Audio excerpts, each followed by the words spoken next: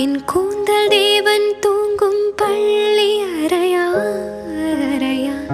மலர் சூடும் வயதில் என்னை மறந்து போவதுதான் முறையா நினைக்காத நேரம் இல்லை காதல் ரதியே ரதியே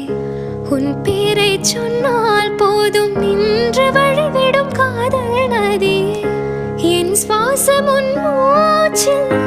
உன் வார்த்தையின் பேச்சில் 5-6 நூற்றாண்டு வாழ்வோம் என் வாழ்வேவா மலர்களே மலர்களே இது என்ன கனவா